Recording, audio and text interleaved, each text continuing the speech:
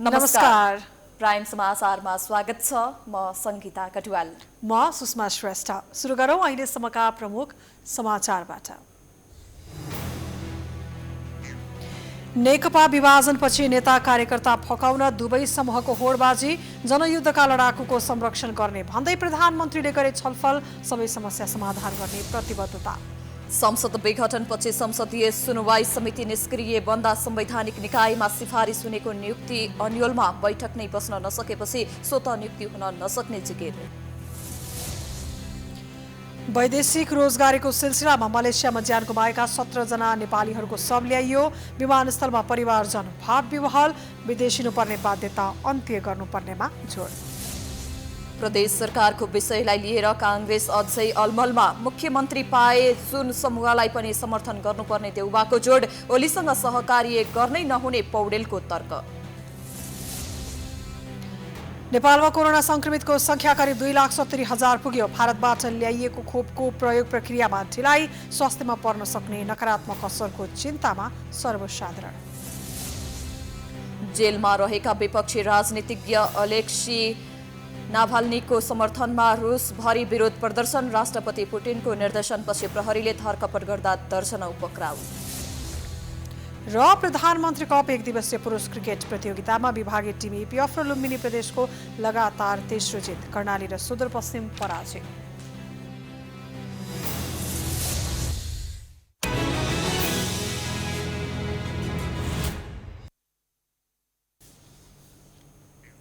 अब समाचार विस्तारमा।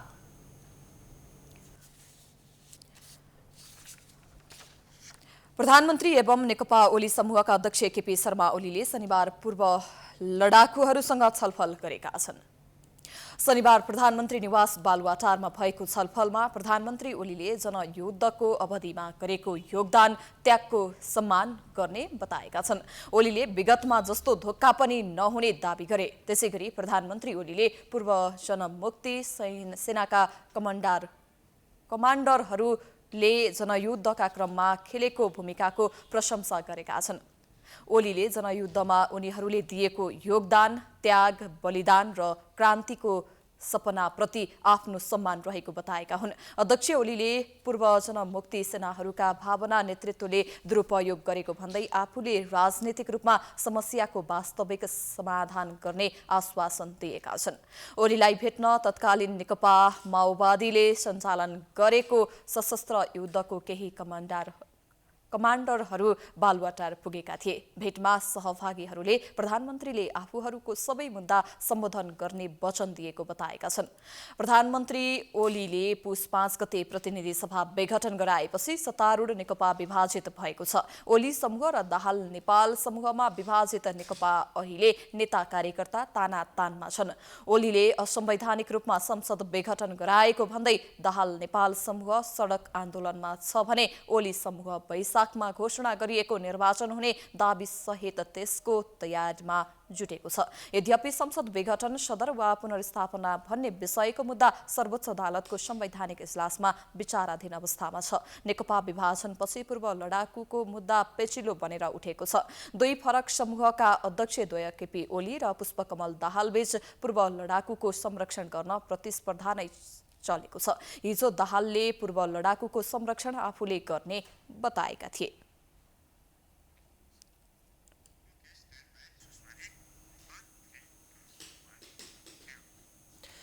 संवैधानिक परिषदले मङ्सिर 30 गते 11वटा संवैधानिक निकायमा 38 जना पदाधिकारी नियुक्तिका लागि सिफारिस गरेका थिए। परिषदले सिफारिस गरेपछि संसदीय सुनवाई समितिले अनुमोदन गर्नुपर्ने हुन्छ। तर संसद नै विघटन भएपछि समितिहरू पनि भङ्ग भयो। सुनवाई समितिले 45 दिनभित्र निर्णय गर्न नसके स्वतः नियुक्ति हुने व्यवस्था भए पनि अहिलेको अवस्थामा त्यो व्यवस्थाका आधारमा नियुक्त गर्न नहुने आवाज उठेको छ। परिषद सम्बन्धी कानूनलाई अध्यादेश मार्फत संशोधन गरेर परिषदका अध्यक्ष एवं प्रधानमन्त्री केपी शर्मा ओलीले मङ्सिर 30 गते 11वटा संवैधानिक निकायमा 38 जना पदाधिकारी नियुक्तिका लागि सिफारिस गरेका थिए। प्रतिनिधि सभा विघटन भई संसदीय सुनवाई समिति अपूर्ण रहेको अवस्थामा संवैधानिक निकायका लागि सिफारिस भएका पदाधिकारीको नियुक्ति के हुन्छ भन्ने विषयमा अनियलता उत्पन्न भएको छ। एकातिर संविधानले संवैधानिक निकायमा पदाधिकारी नियुक्त गर्दा अनिवार्य सुनवाई गर्नुपर्ने बाध्यात्मक व्यवस्था गरेको, तर प्रतिनिधि सभा विघटन भई सुनवाई समिति नै अपूर्ण रहेको हुँदा नियुक्तिको प्रक्रिया अघि बढाउन मिल्छ कि मिल्दैन भन्ने अस्पष्टता सृजना भएको छ। संविधानको धारा 292 को उपधारा 1 ले संवैधानिक परिषदको सिफारिसमा नियुक्त हुने प्रधान न्यायाधीश, सर्वोच्च अदालतका न्यायाधीश, न्याय परिषदका सदस्य, संवैधानिक निकायको प्रमुख वा पदाधिकारी, राजदूतको पदमा नियुक्ति हुनु अघि संसदीय सुनवाई गर्नुपर्ने व्यवस्था गरेको छ। सुनवाई समितिमा प्रतिनिधि सभाबाट 12 र राष्ट्रिय सभाबाट 3 जना गरी 15 जना सदस्य रहेका छन्। प्रतिनिधि सभा विघटनपछि समितिका 12 जना सदस्य रिक्त भई बैठक नै बस्न नसक्ने अवस्था छ। संघीय संसदको संयुक्त बैठक र संयुक्त समिति कार्य सञ्चालन नियमावली 2075 ले सुनवाई समितिले 45 दिनभित्र प्राप्त गरेको नियमावलीमा कुनै निर्णय नगरेमा नियुक्तिका लागि बाटो खोल्ने व्यवस्था छ। तर संसद विघटन भएको अवस्थामा उक्त नियमावलीमा भएको व्यवस्था अनुसार स्वतः नियुक्त मान्न नसकिने कतिपयको तर्क छ। समितिले निर्णय गर्न नसके स्वतः नियुक्तिका लागि बाटो खोल्ने भनिएपछि अहिले त बैठक नै बस्न नसकेकाले उक्त व्यवस्थालाई आधार मान्न नसकिने समितिका सदस्य राजेन्द्र श्रेष्ठ बताउँछन्। सुनवाई नभई नियुक्ति दिन नहुने उनको भनाइ छ। अब सुनवाई गर्न चाहिँ त्यति बेला नसकेको अवस्थाको हकमा मात्रै नेपालको संविधानको धारा 292 र संयुक्त संसद तथा संयुक्त समितिको कार्यविधि 2074 बमोजिम व्यवस्था गरिएको छ। संसदीय सुनवाई नभएको बेला वा संघीय संसदको अस्तित्व चाहिँ नभएको बेला यो नियुक्ति गर्न सकिने व्यवस्था छैन। संवैधानिक परिषदको निर्णय पुस 5 गते दिउँसो सुनवाई समितिमा दर्ता भए पनि त्यसै दिन प्रधानमन्त्री केपी शर्मा ओलीले प्रतिनिधि सभा विघटन गरे। सुनवाईका लागि नाम समितिमा दर्ता भएको केही घण्टा बित्न नपाउँदै प्रतिनिधि सभा विघटन भएको औपचारिक पत्र संसद सचिवालयमा दर्ता भएको थियो। सचिवालय स्रोतका अनुसार दिउँसो 2 बजे सुनवाईका लागि संवैधानिक परिषदबाट नाम समितिमा दर्ता भएको थियो भने साँझ 5:10 बजे प्रतिनिधि सभा विघटन भएको औपचारिक पत्र राष्ट्रपति कार्यालयबाट पुगेको थियो। 45 दिने प्रावधान अनुसार माघ 21 गतेपछि सिफारिस भएका पदाधिकारी नियुक्तिका लागि बाटो खुल्नेछ। सिफारिसप्रति राजनीतिक रूपमा विरोध भइरहेको छ भने सर्वोच्च अदालतमा पनि बदर गर्न माग गर्दै रिट परेका छन्। वैदेशिक रोजगारीको सिलसिलामा मलेसिया गएर विभिन्न कारणले ज्यान गुमाएका नेपालीहरूको शव काठमाडौँ ल्याइएको छ। धन कमाउन विदेशिएका युवाहरूको शव ल्याउँदा त्रिभुवन अन्तर्राष्ट्रिय विमानस्थलको वातावरण भाव-विह्वल बनेको थियो। जनवरी महिनामा मृत्यु भएका अझै 16 जनाको शव आउन बाँकी छ। प्रसाद भट्टराई 8 वर्षदेखि मलेसियामा कार्यरत थिए। साथीहरूसँग बेलुकासँगै खाना खाएर सुतेका भट्टराई बिहान उठ्दा मृत भेटिए। 13 र 14 वर्षका 2 छोरा रहेका भट्टराईको शव शनिबार नेपाल आइपुग्यो। शनिबार मलेसियाबाट नेत्रप्रसाद सहित बाँकेका तीर्थराम लोनिया, पाँचथरका सुन्दर राई, लक्ष्मीकुमार माझी, सिन्धुपाल्चोकका कालु तामाङ, अजय भण्डारी, झापाका लीलाबहादुर खड्का, विष्णुकुमार चौधरी, धनकुटाका भीमबहादुर मगर, सिन्धुलीका सूर्यबहादुर तामाङ, काभ्रेका अजय तामाङ, नुवाकोटका मिलन लामा तामाङ, ताप्लेजुङका धनबहादुर बिके, रौतहटका वीरेन्द्र राउत कुर्मी, पर्साका अजिर खान पैठाहान, इटहरीका मोहम्मद मिस्तार, मोरङका रामकुमार मुदियारको शव आएको हो। 18 जनाको शव र 1 जनाको अस्तु काठमाडौँको त्रिभुवन अन्तर्राष्ट्रिय विमानस्थल आइपुगेको हो। धन कमाउन विदेशिएका युवाहरूको शव ल्याइँदा त्रिभुवन अन्तर्राष्ट्रिय विमानस्थलको वातावरण भाव-विह्वल बनेको थियो।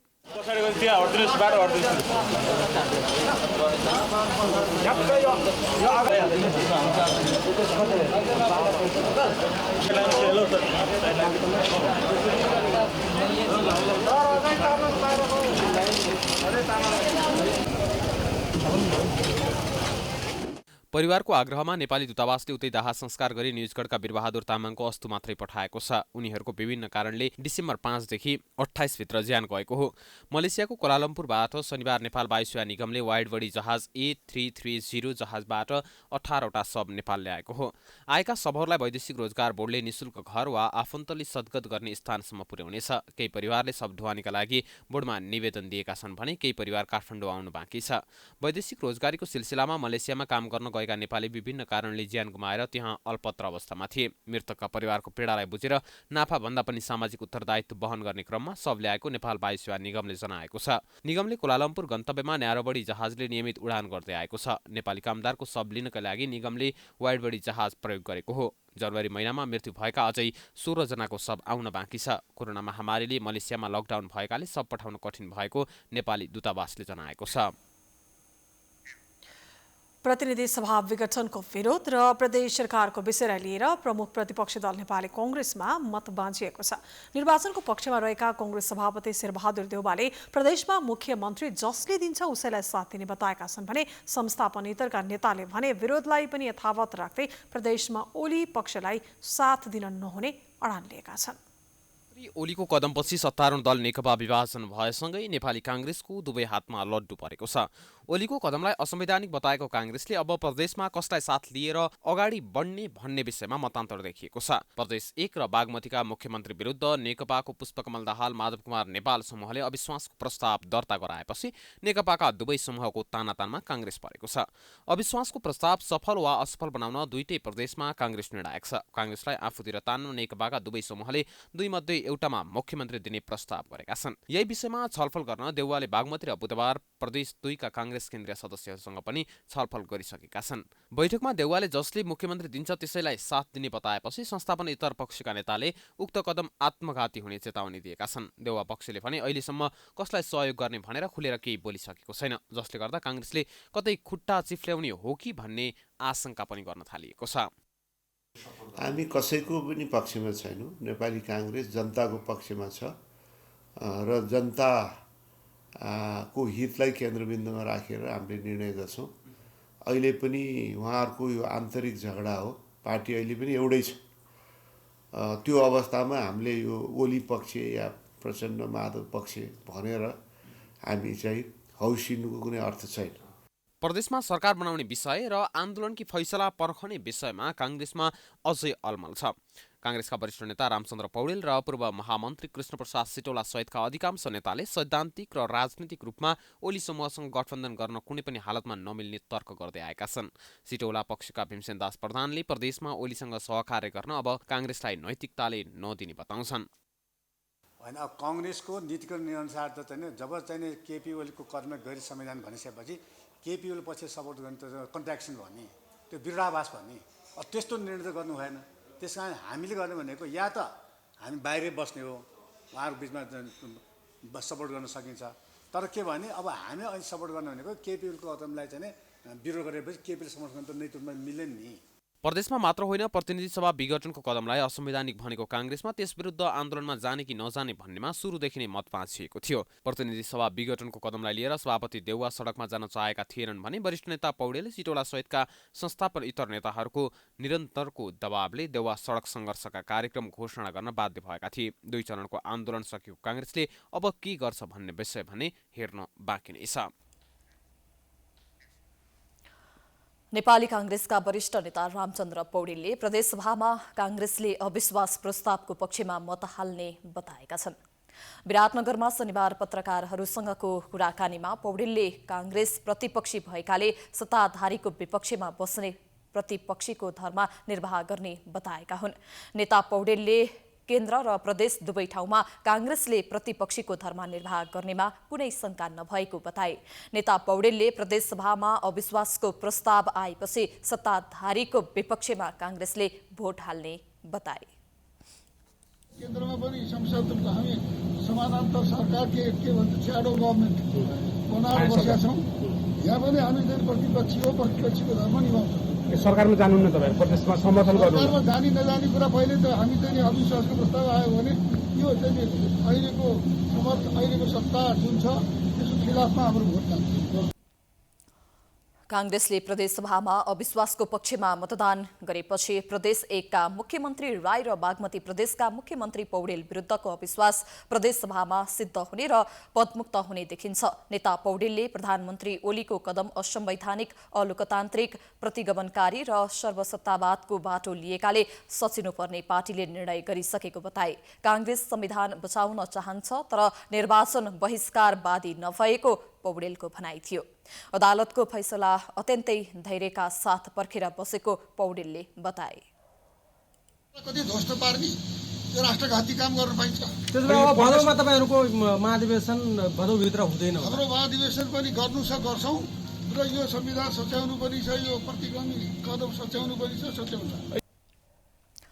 देशको संविधान जोगाउनुका साथै पार्टीको महाधिवेशन गरेर विधान जोगाउने चुनौती कांग्रेसमा भएको बताए। पार्टी सभापति शेरबहादुर देउवा पनि महाधिवेशन गराएर पार्टीको विधान र संविधान जोगाउने पक्षमा रहेको पौडेलको भनाइ थियो। नेपालमा शनिबार थप 232 जनामा कोरोना भाइरस संक्रमण पुष्टि भएको छ। मुलुकभर 3541 जनामा कोरोना परीक्षण गर्दा थप 232 जनामा कोरोना पुष्टि भएको स्वास्थ्य तथा जनसङ्ख्या मन्त्रालयले जनाएको छ। यो सँगै नेपालमा कुल संक्रमितको संख्या 2,69,180 पुगेको छ। शनिबार थप 8 जना कोरोना संक्रमितको मृत्यु भएको छ। यो सँगै कोरोना संक्रमित मृतकको संख्या 1994 पुगेको मन्त्रालयले जनाएको छ। त्यस्तै 386 जना उपचारपछि निको भएका छन्। यो सँगै नेपालमा निको हुनेको संख्या 2,63,734 पुगेको मन्त्रालयले जनाएको छ। हाल 3,452 जना आइसोलेसनमा छन् भने 147 जना क्वारेन्टिनमा छन्। यस्तै देशभर हाल 173 जना कोरोना संक्रमित अस्पतालको आइसियु र भेन्टिलेटरमा छन्। नेपालमा हालसम्म 20,38,842 वटा PCR गरिएको छ।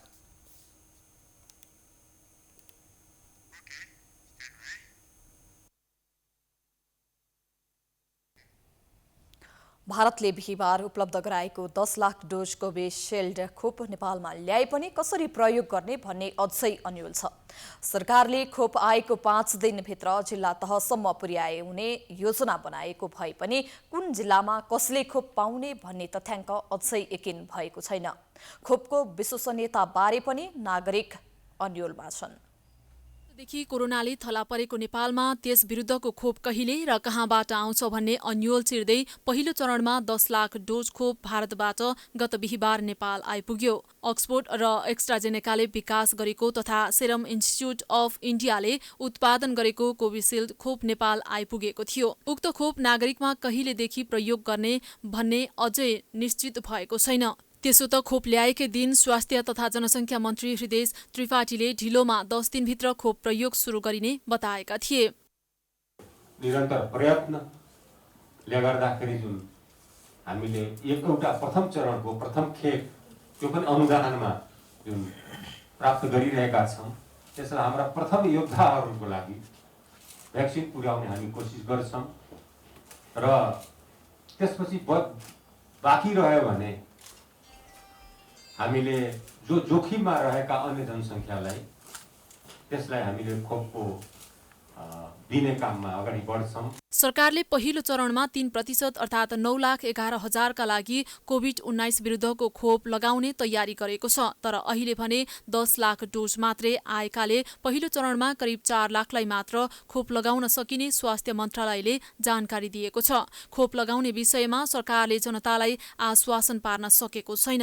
भारतमा कोरोना विरुद्धको खोप लगाएका कैयौं मानिसमा नकारात्मक असर परेको समाचारहरू आइरहँदा त्यसले नेपालमा पनि प्रभाव पारेको छ। खोप आएपछि स्वास्थ्यमा झन समस्या आउने हो कि भन्ने चिन्ता सर्वसाधारणमा देखिन्छ। यो भारत सरकारले नेपाललाई दिनु त राम्रो कुरा हो, खोप आउनु पनि राम्रो कुरा हो। तर एउटा के अहिले कुरा आइरहेको छ भने यो अलिक कमजोर मानिसहरूको लागि नेपालमा पहिलो प्र्याक्टिस हुँदैछ। यो हुनसक्छ जनमानसमा जे कुरा आइरहेको छ त्यो कुरा सत्य हुनसक्छ। त्यस कारणले म के भन्छु भने सर्वप्रथम त स्वास्थ्य कर्मीहरूलाई लगाउनुपर्छ। जसले खोप लगाउने हो उसलाई त्यो खोप उपयुक्त छ कि छैन भन्ने कुरा चिकित्सकहरूबाट जाँच गराएर मात्रै यो खोप प्रयोग गर्नुपर्ने हुन्छ। डर त सबैलाई हुन्छ। यो अब सुरुमा टेस्ट गर्नुपर्छ। त्यो आयो भन्दैमा जथाभावी लगाउन नि हुँदैन, सबैको विश्वास गर्नु हुँदैन। टेस्ट गर्नुपर्छ अनि लगाउनुपर्छ। सर्वसाधारणको चिन्तालाई सरकारले सम्बोधन गर्ने निर्णय भने गरिसकेको छ। स्वास्थ्य तथा जनसङ्ख्या राज्य मन्त्री नवराज रावतले खोप लगाएपछि केही समस्या भए त्यसपछिको उपचार सरकारले नै गर्ने र पूर्ण रूपमा जिम्मेवारी लिने बताएका छन्। यसका साइड इफेक्टै छन्। यो केही अब यो ठुलै समस्या बनाइहाल्छ भन्ने होइन। लगाउने जो अगाडि तयार हुनुहुन्छ उच्च मनोबलका साथ लाग्ने कुरा प्रमुख कुरा हो। उच्च मनोबलका साथ लागौँ। कथम काल कहीँ कतै तलमाथि भएछ त्यसको जिम्मेवारी त राज्यले लिनुपर्छ, सरकारले लिनुपर्छ। अहिलेको सम्मान्य प्रधानमन्त्रीको नेतृत्वमा बनेको सरकार, हामी स्वास्थ्य मन्त्रालयका हामी सबै त्यसको जिम्मेवारी लिन्छौँ। स्वास्थ्य मन्त्रालयले पहिलो चरणमा आउने खोप कोभिड-19 विरुद्ध अग्रपङ्क्तिमा कार्यरत चिकित्सक, नर्स तथा अन्य स्वास्थ्यकर्मी लगायत सुरक्षाकर्मीहरूलाई दिने बताए पनि अझै तथ्याङ्क सङ्कलन गर्न नै सकेको छैन। नेपालले पहिलो चरणमा अनुदान तथा खरिद मार्फत 47 लाख जनालाई पुग्ने गरी खोप उपलब्ध गराउन भारत सरकारलाई अनुरोध गरेको थियो, तर भारतले पहिलो चरणमा करिब 5 लाखलाई पुग्ने खोप दिएको छ। क्यामेरामा भास्कर भट्टाचार्यको साथमा रितासमा मुखिया, काठमाडौँ। समाचारको सिलसिला जारी छ, हामी विश्रामपछि आउँछौँ।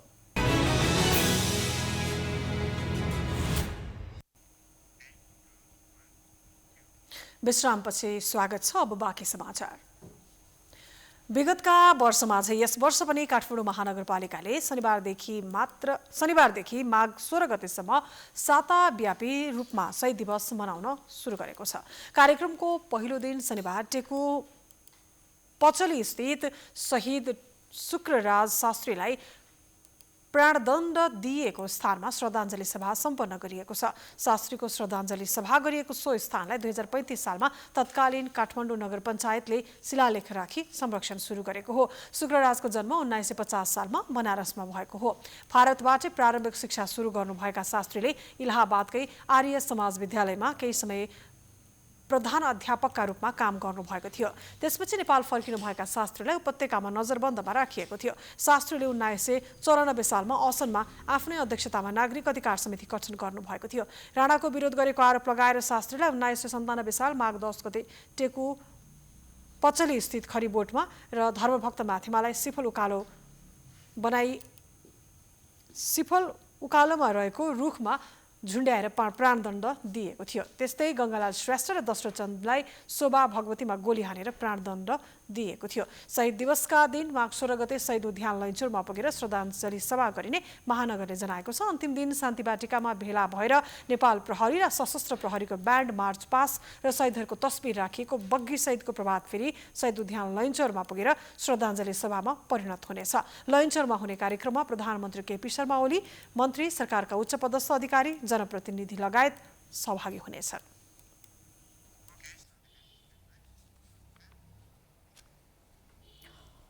कानुनविदहरूले प्रधानमन्त्री केपी शर्मा ओलीले प्रतिनिधि सभा बेगठन गरेको कदमबारे फरक राय प्रस्तुत गरेका छन्। आज रिपोर्टर्स क्लब नेपालले आयोजना गरेको साक्षात्कारमा बोल्दै राष्ट्रिय सभाका सदस्य समेत रहेका अधिवक्ता रामनारायण बिडारीले प्रधानमन्त्री ओलीको संसद बेगठन गर्ने कदम संविधान विपरीत भएको दाबी गरेका छन्। क्लबका सभापति ऋषि धमलाको सभापतित्वमा आयोजित साक्षात्कारमा बोल्दै उनले प्रधानमन्त्रीले घोषणा गरे पनि कुनै पनि हालतमा चुनाव नहुने स्पष्ट पारे। दुई हुँदैन, तीन हुँदैन, किनकि उहाँ चुनाव गर्नलाई योग्य नै होइन। चुनाव गरेपछि त के थाहा उहाँको प्रधानमन्त्री फुर्किन्छ। अहिले चाहिँ लौरो प्रधानमन्त्री बसिराख्नु, पार्टीको अध्यक्ष मात्रै छोड्नु भन्दा त यत्रो अपराध गर्ने हे। अब देशमा चुनाव गरेर प्रधानमन्त्री अर्कालाई दिन्छन् भनेर कोही पत्याउँछ? वरिष्ठ अधिवक्ता सुनिल पोखरेलले अहिलेको संविधानले प्रधानमन्त्रीलाई संसद विघटन गर्ने अधिकार नदिएको दाबी गरे। एक अर्कासँग मिल्ने धाराहरू होइनन्। त्यसले गर्दा स्पष्ट रूपमा बुझ्नु के पर्छ भने अहिलेको संविधानले प्रधानमन्त्रीलाई प्रतिनिधि सभाको विघटन गर्ने अधिकार दिएको छैन। प्रतिनिधि सभा स्वयंले त्यो 4 खालको सरकार गठन गरेन या गठन भएको सरकारलाई विश्वासको मत दिएन भने त्यो प्रतिनिधि सभा स्वतः भङ्ग भएर जाने अवस्था हो, विघटन गर्ने अवस्था होइन। अधिवक्ता डाक्टर सुरेन्द्र महतोले संसद विघटन गर्ने प्रधानमन्त्रीको कदम गैर संवैधानिक भएको टिप्पणी गरेका छन्।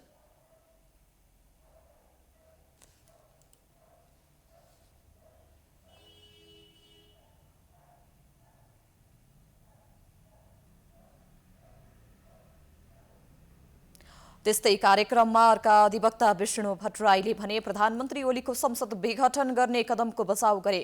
ओलीको तर्फबाट सर्वोच्चमा बहस समेत गरिरहेका भट्टराईले संसद विघटनको विषयमा अहिले संवैधानिक इजलासमा बहस जारी रहेकोले यो विचाराधीन मुद्दामा सार्वजनिक रूपमा टिक्का टिप्पणी गर्न नहुने पनि बताए। सदस्यहरू भएर संसदीय दलको नेता छाने जो प्रधानमन्त्री हो, त्यसकारणले गर्दाखेरि प्रधानमन्त्रीले नेतृत्व गर्नुभएको राजनीतिक दल अहिलेसम्म विभाजित भएको छैन। संसद विघटन विरुद्ध परेका रिटमाथि सर्वोच्च अदालतको संवैधानिक इजलासमा निरन्तर बहस भइरहेको छ।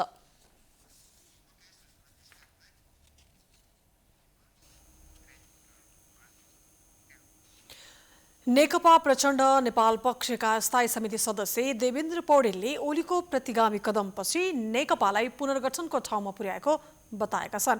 शनिबार काठमाडौँमा मार्क्सवादी ज्ञान केन्द्रले आयोजना गरेको अन्तर्क्रिया तथा कम्युनिस्ट यसको लोकार्पण कार्यक्रममा पौडेलले पार्टी एकताका क्रममा भएका कमी कमजोरीहरूलाई सच्याए नेकपालाई नयाँ जीवन दिइने बताएका हुन्। उनले समाजवादी क्रान्तिलाई नयाँ ढङ्गबाट अगाडि बढाउनु पर्नेमा पनि जोड दिएका छन्। कम्युनिस्ट आन्दोलनलाई नयाँ उचाइमा पुर्याउन नयाँ पुस्तामा पार्टी नेतृत्व हस्तान्तरण हुनुपर्ने र नयाँ पुस्ताले पनि त्यसका लागि अब सङ्घर्ष गर्नुपर्ने बेला आएको उनको भनाइ थियो। अरूको आलोचनाको साथसाथै आफूले व्यवहारमा गरेर नयाँपन दिन सकियो भनेदेखि फेरि आउँछ जनता। 6 महिना दुःख गर्नु पर्ला, 1 वर्ष पर्ला, तर अरूको चाहिँ आलोचना र विरोधको प्रसङ्गसँगै हामी सच्याउँ, हामीले पार्टीलाई पुनर्निर्माण गऱ्यौँ, हामीले चाहिँ जनतासित भनेका कुरा र व्यवहारको तादम्यता मिलाएर लिएर गयौँ भनेदेखि हामी फेरि चाहिँ अगाडि बढ्न सक्छौँ। त्यसकारणले नयाँ पुस्ताको आवश्यकता छ। अधिकार प्राप्तिको चरणमा र यहाँसम्म एउटा पुस्ताले ल्यायो, अब नयाँ पुस्ता नजन्मिने हो भनेदेखि यो जहाज यो गाडी अगाडि बढ्दैन। त्यसकारणले पढ्ने बानीको, अध्ययन गर्ने बानीको, विषयवस्तुको चाहिँ खोजबिन गर्ने बानीको र अगाडि बढ्ने बानीको चाहिँ तपाईँ हामीले अलिकति नयाँ पुस्ताहरूले खोजी गर्न आवश्यक छ। कार्यक्रममा नेकपा स्थायी समिति सदस्य योगेश भट्टराईले नयाँ पार्टी निर्माणको प्रक्रियामा अघि बढेको बताएका छन्। संसद पुनर्स्थापनाको विषयलाई प्रचण्ड र माधवको मुद्दाका रूपमा मात्रै बुझे देशमाथि खतरा आउने उनको भनाइ थियो। सयौं फुलहरूलाई फुल नदेऊ भन्ने माओ सेतुङको भनाइलाई उहाँले कार्यान्वयन गर्नु भएन। बाधे बाधे जायते तत्त्वबोध भन्ने पूर्वीय सभ्यतालाई उहाँले बोक्नु भएन। विचारमा भिन्न मत राखेको आधारमा कुनै पनि व्यक्ति पार्टीभित्र दण्डित हुनु हुँदैन। त्यसमाथि कत्लेआम गर्ने जुन कम्युनिस्ट आन्दोलनका विगतका कतिपय गलत नजिरहरू छन् र भर्खरै केपी ओलीले त्यो नजिरलाई फेरि स्थापित गर्नुभएको छ। बिल्कुल हामी त्यो बाटोमा जानु हुँदैन। यसैबीच नेकपा प्रचण्ड माधव समूहको स्थायी कमिटी बैठक आइतबार बस्ने भएको छ। प्रतिनिधि सभा विघटन विरुद्ध शुक्रबार काठमाडौँमा शक्ति प्रदर्शन गरेको यो समूहले थप आन्दोलनका कार्यक्रमबारे छलफल गर्न स्थायी कमिटीको बैठक बोलाएको हो।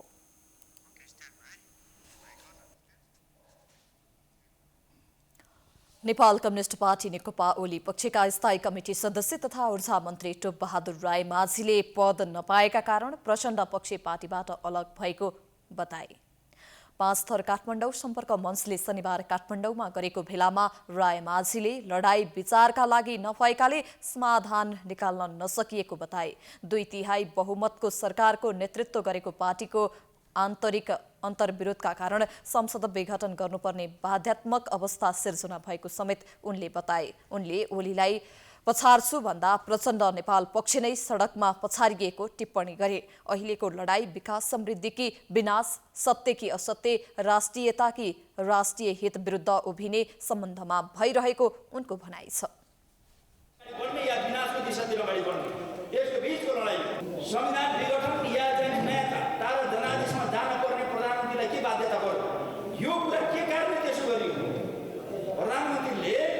संसद विघटन गरेर नयाँ ताजा जनादेश जान पर्ने बाध्यता किन भयो भन्ने खोजी गरिन्न गर्न पर्ने छ। यसको बाटो स्पष्ट हुन जरुरी छ भन्ने म ठान्छु। प्रचण्ड नेपाल पक्षका नेताहरूले लामो समयदेखि आफ्नै पार्टीको सरकार विरुद्ध अविश्वासको प्रस्ताव हाल्न हस्ताक्षर अभियान चलाएकाले बाध्यात्मक रूपमा प्रतिनिधि सभा विघटन गरेर नयाँ निर्वाचनको बाटो खोज्नु परेको उनको भनाइ छ।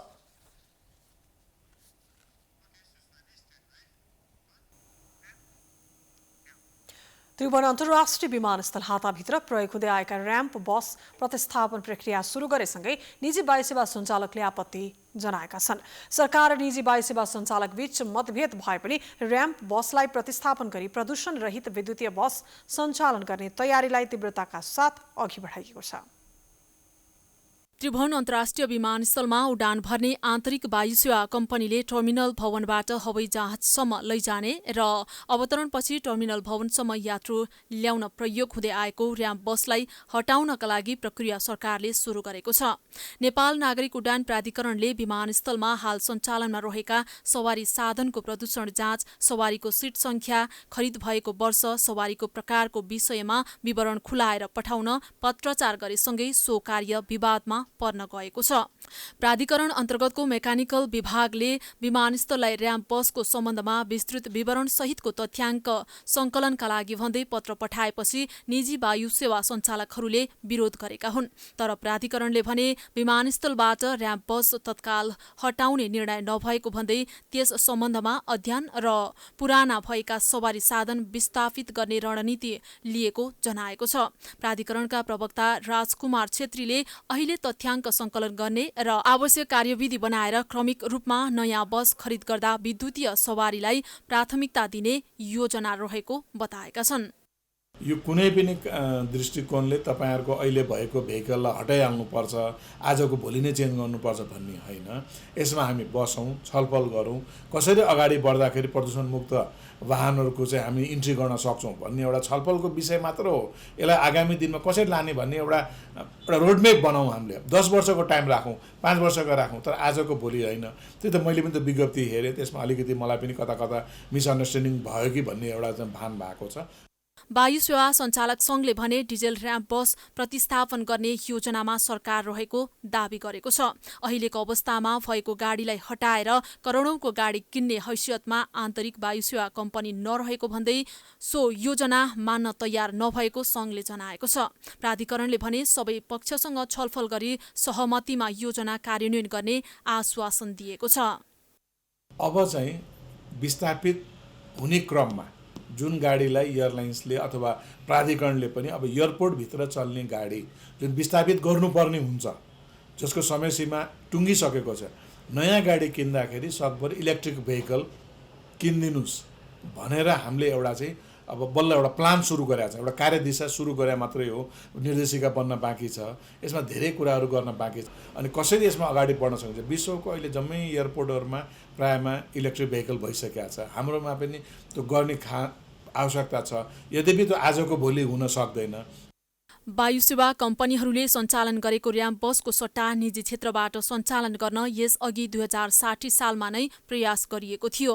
स्वास्थ्यमा विवादित बनेका मन्त्री भानुभक्त ढकालले पर्यटन मन्त्रालयमा पुग्न साथ लाभ खोज्न थालेकाले सो योजना ल्याएको आरोप समेत सङ्घले लगाएको छ। संसारमै र्याम्प एरियामा इलेक्ट्रिक सवारी मात्रै हुने भएकोले नेपालमा पनि अब विद्युतीयतर्फ नै जानुपर्छ भनेर सम्बन्धित वायु सेवासँग विवरण मात्रै मागिएको प्राधिकरण को दावी रहेको छ। प्रवक्ता छेत्रीले कम्तीमा 5-6 वर्षको योजना बनाएर र वायु सेवा कम्पनीलाई पर्याप्त समय दिएर मात्रै विद्युतीय सवारीले हालको डिजेल तथा प्रदूषणयुक्त सवारी हटाउने रणनीति सरकारले लिएको बताएका छन्।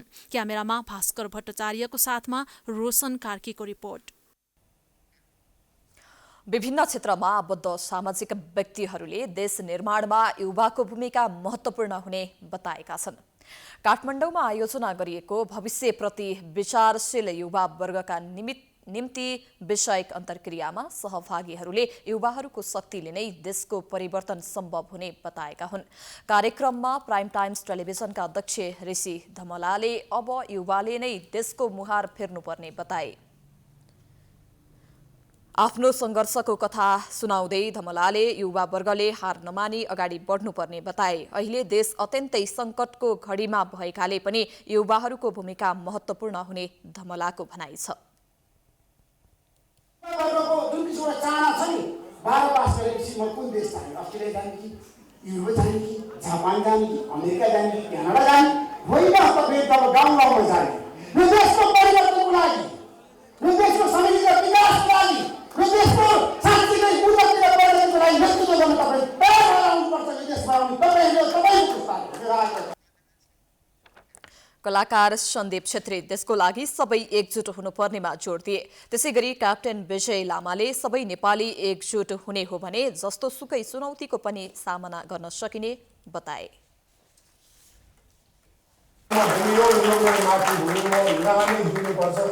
मेरो खाँचो देश हो, देशको खाँचो हामीहरूको काम, हामीहरूको मेहनत र हामीहरूको अनुशासन हो। आज देश कहाँ पुगिरहेछ त्यो बारेमा म बोल्न चाहन्न। कार्यक्रममा बोल्ने अन्य वक्ताले पनि देश निर्माणमा युवाको भूमिका विषयमा प्रश्न पारेका थिए।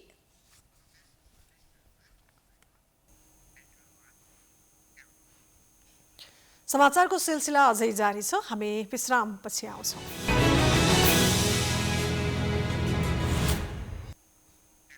विश्रामपछि स्वागत छ। अब आर्थिक समाचार।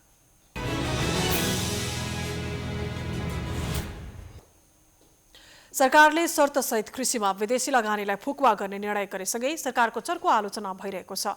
कृषि जस्तो संवेदनशील क्षेत्रमा समेत विदेशीलाई भित्र्याउने निर्णय तत्काल फिर्ता लिन किसान सम्बद्ध 18वटा सङ्घ संस्थाले सरकारलाई आग्रह गरेका छन्। सो निर्णय नसचिए सशक्त आन्दोलन गर्ने चेतावनी समेत दिएका छन्। नेपालमा हरेक वर्ष 2.5 खर्ब रुपियाँ भन्दा बढीको कृषिजन्य वस्तु आयात हुने गरेको छ। अन्न मात्रै वर्षनी रु 56 अर्ब भन्दा बढीको आयात हुने गर्दछ। कृषिलाई आधुनिकीकरण, व्यवसायीकरण र आयात प्रतिस्थापन गर्ने सरकारले नीति लिए पनि त्यो कार्यान्वयन हुन सकेको छैन। पछिल्लो समयमा सरकारले कृषिको क्षेत्रमा विदेशी लगानी खुला गर्ने निर्णय गरेसँगै किसान सम्बद्ध सङ्घ संस्थाहरू सरकारप्रति रुष्ट बनेका छन्। विदेशी लगानी तथा प्रविधि हस्तान्तरण ऐन 2075 मा कृषिमा विदेशी लगानी गर्न नपाउने व्यवस्था छ। यिनलाई नै कुल्चिएर गरेको निर्णयले नेपाली किसानलाई हित नहुने भन्दै उद्योग वाणिज्य तथा आपूर्ति मन्त्रालय र कृषि मन्त्रालयमा आज राष्ट्रिय कृषक समूह महासंघले ज्ञापन पत्र बुझाएको छ। 59वटा जिल्ला, 7वटा प्रदेश र केन्द्र गरी सबैले आजको दिनमा चाहिँ अब जिल्लाबाट पठाउने पनि सिडिओ कार्यालय मार्फत उद्योग मन्त्रालयमा आउने गरी, प्रदेशबाट पठाउने पनि उद्योग मन्त्रालय नै आउने गरेर यहाँ हामीले पनि उद्योग मन्त्रालयलाई पहिलो फोकस गरेर अनि कृषि मन्त्रालयमा पनि दुईटा मन्त्रालयमा हामीले यहाँबाट चाहिँ ज्ञापन पत्र पेश गर्यौं आज। नेपाल जस्तो सानो देशको कृषि क्षेत्रलाई पनि विदेशीलाई सुम्पिँदा नेपाल विदेशीको इशारामा चल्ने र साना कृषकहरू यस पेसाबाटै विस्थापित हुने डर नेपाली कृषकमा छ। विश्वव्यापी महामारीका कारण थला परेको कृषि क्षेत्रलाई उत्थान गर्नुको सट्टा विदेशी लगानीको लागि बाटो खुला गरेर नेपालको कृषिलाई झन धराशायी बनाउन खोजेको विज्ञहरू बताउँछन्। नेपालको कृषिमा वैदेशिक लगानी किन र कसका लागि भन्ने प्रश्न अहिले उठेको छ। देशकै मेरुदण्डको रूपमा रहेको कृषि जस्तो संवेदनशील क्षेत्रमा विदेशीलाई सुम्पन्ने कुरा गम्भीर छ। नेपाली कृषकको अभिभावकको रूपमा रहेको कृषि मन्त्रालय भने यस विषयमा व्यापक छलफल भइरहेको र नेपाली किसानको हित विपरीत कुनै कार्य नहुने आश्वासन दिएको छ। बल्ल बल्ल चाहिँ नि हाम्रो नेपाली दाजुभाइहरू जुन चाहिँ नि आफ्नो अनेक चाहिँ नि परिश्रम गरेर घर खेतहरू राखेर ब्याङ्कबाट चाहिँ नि लोन लिएर व्यवसाय सुरु गर्नुभएको हाम्रो चाहिँ नि कृषि व्यवसायीहरूलाई त हामीले सुरक्षा गर्नै पर्छ। उहाँहरूको चाहिँ नि हितमा प्रतिकूल हुने गरेर हामीले यो चाहिँ नि अहिलेको जुन संशोधित ऐनको चाहिँ नि व्यवस्थालाई त्यसरी खुला रूपमा सहज रूपमा लागू हुन दिन चाहिँ हुँदैन। किनभने उहाँहरूलाई त प्रतिकूल अवस्था पर्छ नि त। कृषि तथा पशुपक्षी विकास मन्त्रालय सबै किसानहरूको चाहिँ नि साझा अभिभावक हो। त्यस कारणले हामीले त्यसको पक्षमा हामीले बोल्नुपर्ने हुन्छ। र यदि हामीले चाहिँ नि त्यस्तो खालको चाहिँ नि कृषि उपजहरू उत्पादन गर्ने क्षेत्रगत जहाँ हाम्रो त्यो क्षेत्रमा त्यो उपज उत्पादन भएको छैन भने त्यो क्षेत्रमा उहाँहरूले लगानी गर्न आउनुहुन्छ भने र निर्यात गर्नुहुन्छ भने स्वागत गर्न सकिन्छ। सरकारले कृषिको लागि भनेर वार्षिक विभिन्न शीर्षक उपशीर्षकमा बजेट छुट्याउँदै आएको छ। बजेट छुट्याउँदै आए पनि कृषिको क्षेत्रमा उल्लेख्य प्रगति हुन सकेको छैन। वास्तविक कृषकसम्म सरकार पुग्न नसक्दा दिनानुदिन यस पेसाबाटै विस्थापित हुँदै गएका छन्। प्राइम टाइम्स टेलिभिजनका लागि क्यामेरामा भास्कर भट्टाचार्यको साथमा मनिषा भण्डारी, काठमाडौँ। अब अन्तर्राष्ट्रिय समाचार।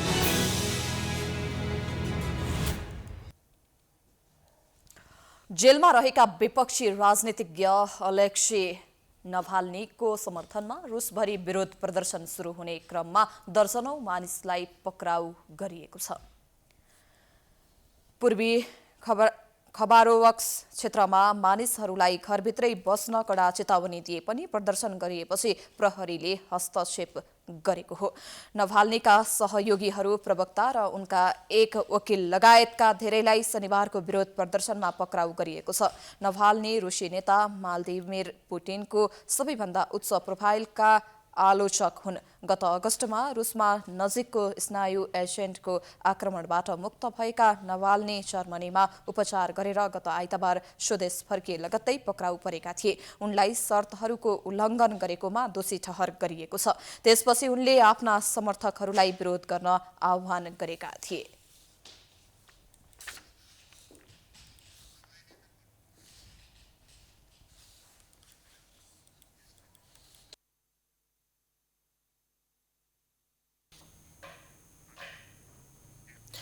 अमेरिकाको राजधानी वाशिंगटन डीसीमा तैनात सुरक्षाकर्मीहरूका केही सदस्यहरू कार पार्कमा सुतिरहेको विषयमा राष्ट्रपति जो बाइडेनले माफी मागेका छन्। यस महिनाको सुरुमा भएको हिंसापछि ती सुरक्षाकर्मीहरू खटाइएको थियो।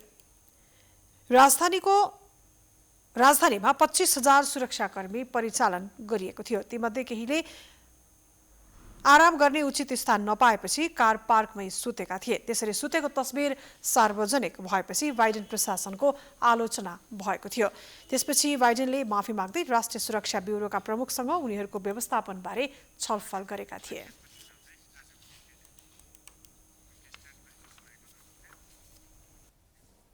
अब खेलकुद समाचार।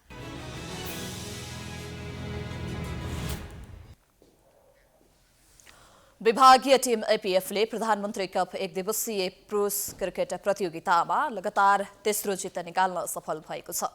शनिबार कीर्तिपुर स्थित टियु क्रिकेट मैदानमा कर्णाली प्रदेशलाई 71 रनले पराजित गर्दै एपीएफले लगातार तेस्रो जित निकालेको हो। एपीएफले दिएको 219 रनको लक्ष्यसहित जवाफी ब्याटिङ गरेको कर्णालीले 43 ओभर 2 बलमा अल आउट हुँदै 147 रन मात्र बनाउन सक्यो। टस जितेर पहिले ब्याटिङ गरेको एपीएफले 49 ओभर 5 बलमा अल आउट हुँदै 218 रन बनाएको थियो। नतिजासँगै समूह एबाट सेमिफाइनलमा पुग्ने टिमको पनि टुङ्गो लागेको छ। समूह एबाट एपीएफ र त्रिभुवन आर्मी सेमिफाइनलमा पुग्दा कर्णाली प्रदेश 1 र गण्डकी प्रदेश बाहिरिएका छन्। समूह विजेता र उपविजेताको टुङ्गो भने आर्मी र एपीएफको खेलबाट तय हुनेछ। आर्मी र एपीएफको खेल सोमबार हुनेछ। यस्तै शनिबार नै भएको अर्को खेलमा सुदूरपश्चिम प्रदेशलाई 6 विकेटले पराजित गर्दै लुम्बिनीले दोस्रो जित निकालेको छ। मुलपानी क्रिकेट मैदानमा सुदूरपश्चिमले दिएको 63 रनको सामान्य लक्ष्य लुम्बिनीले 14 ओभर 4 बलमा मात्र 4 विकेट गुमाएर पूरा गर्यो। यसअघि टस हारेर पहिले ब्याटिङ गरेको सुदूरपश्चिमले 27 ओभर 4 बलमा अल आउट हुँदै 65 रन बनाएको थियो। जितसँगै समूह बी को लुम्बिनीले 3 खेलमा 4 अङ्क जोडेको छ। लुम्बिनी दोस्रो स्थानमा उक्लिएको छ। सुदूरपश्चिमको यो लगातार तेस्रो हार हो। हारसँगै सुदूरपश्चिम प्रतियोगिताबाट बाहिरिएको छ।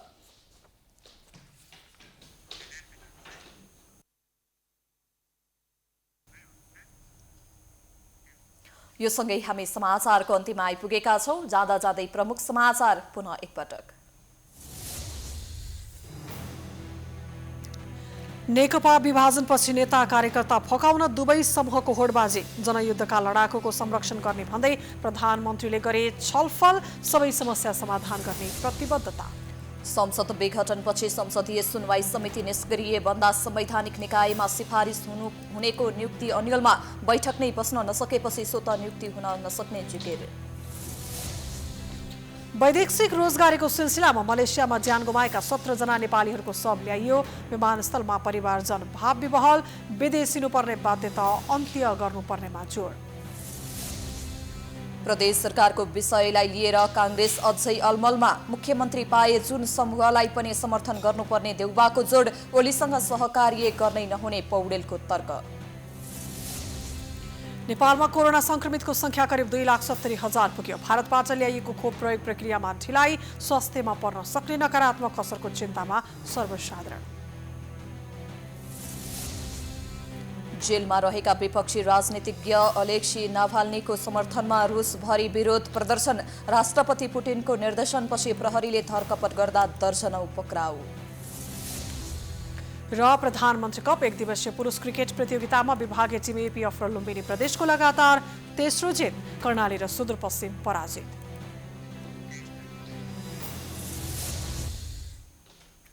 समाचार अहिलेलाई सकियो। यसपछिको कार्यक्रम जनता जान्न चाहन्छन् ऋषि धमलाको साथमा। हेर्दै गर्नुहोला प्राइम टाइम्स टेलिभिजन। नमस्कार।